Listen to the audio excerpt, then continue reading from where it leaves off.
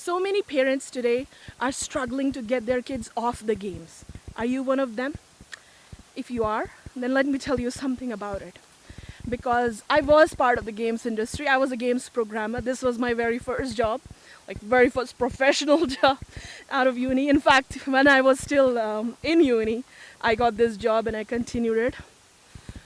Games industry is millions of dollars. Every year they spend millions of dollars in this industry. They're spending more dollars in programming, of course, but not just that. In researching on how to make these games so addicting and so attractive, then your kids never want to leave them. They never want to leave them. In fact, often as part of a games development team is an embedded psychologist or psychiatrist who can understand your psychology and make sure, we can put things in the games that you never want to leave them, right? And you're wondering, why can't I get my kid off this thing, right? Billions of dollars of research have gone into it.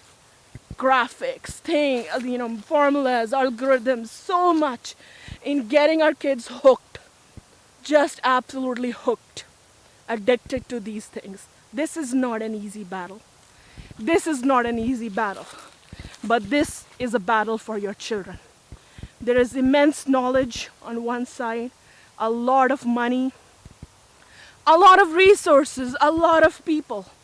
But on the other side is you trying to protect the most precious thing you own. You don't even own it. It is an amana of Allah subhanahu wa ta'ala. Your child. Your child. How are you going to protect your child? You know what? There is one resource you have. One power that you have that is more powerful than all of that money, all of that knowledge, all of those resources. That is the Quran. That is the word of Allah subhanahu wa ta'ala. That knowledge, those words, not your words, not my words, the words of Allah. That knowledge is more powerful than any knowledge, any amount of money they can throw at us. If you are not using that knowledge, then you are going to lose that battle to protect your child, to save your child. No doubt about it. You will lose that battle. If you really, really want to protect your child, if you're really actually serious about it, you have to give them the knowledge of the Quran. You have to give them the knowledge of the Quran. That is your greatest power. Mark my words. That is your greatest power. Without it, you are weak, up against billions of dollars, immense research knowledge. And you are going to struggle to win that battle.